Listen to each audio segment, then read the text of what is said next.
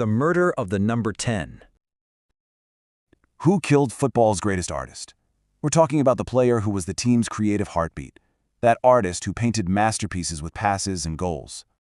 All right, welcome to a Football Confidential Tactical Breakdown. Today, we're cracking open the case file on the classic number 10.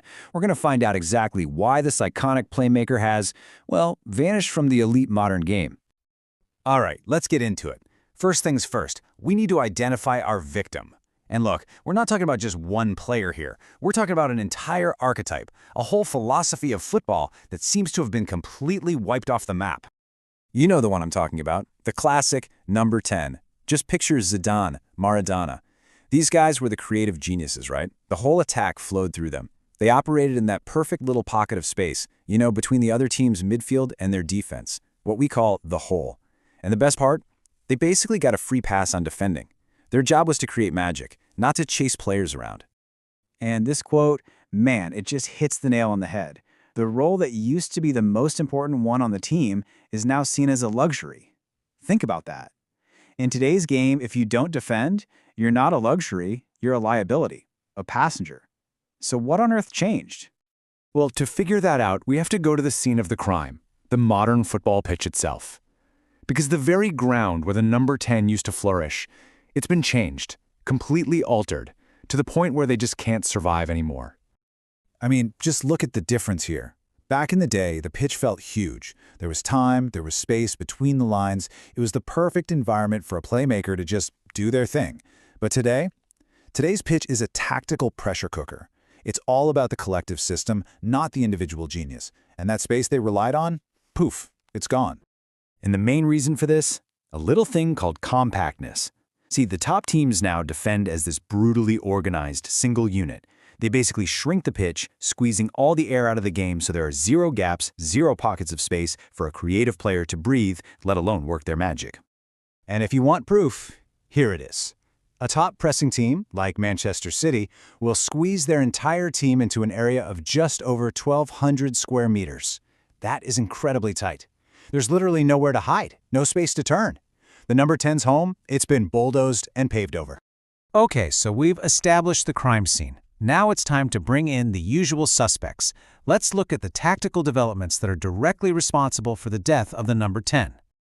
First up, suspect number 1. A relentless, suffocating force that completely rewrote the rules for every single player on the pitch.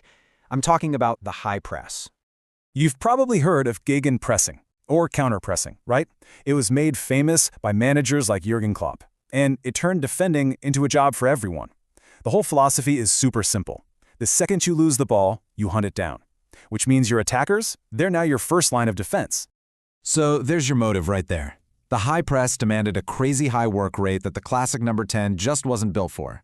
All of a sudden, a genius like Mesut Ozil, a player who lived to find that space and wait for the ball, he couldn't keep up. He became a tactical problem, a weak link, because he just couldn't do the defensive work required. All right, let's bring in suspect number 2. And this one's personal. We're talking about a player role that was basically bioengineered in a lab to hunt down and destroy the number 10. I'm talking about the double pivot. Instead of just one defensive midfielder, teams started using 2 of them. And what was their job? Simple: to create a wall, a shield, right in front of the defense.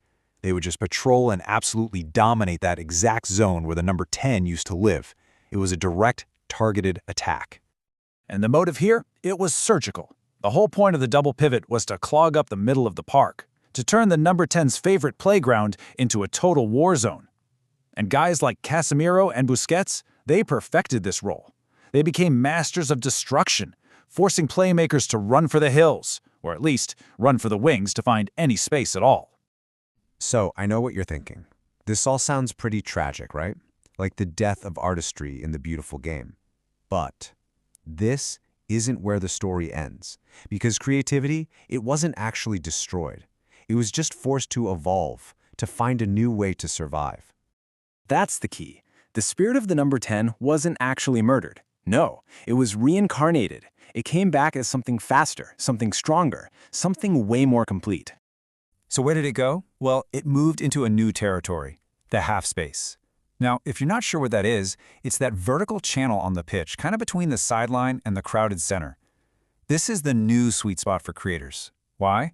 Because you get much better passing angles than you do out wide, but you avoid that absolute traffic jam in the middle.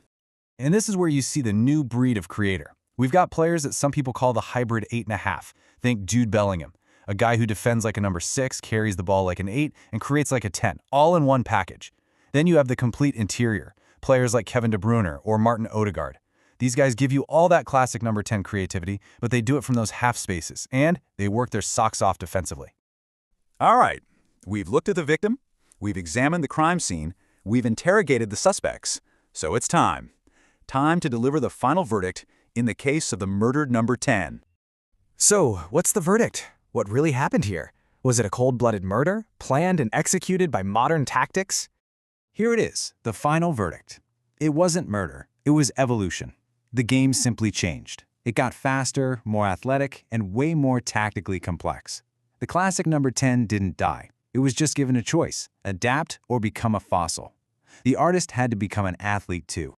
To see the tactical diagrams and heat maps that prove this shift, you need to watch the full video analysis on the Football Confidential YouTube channel right now.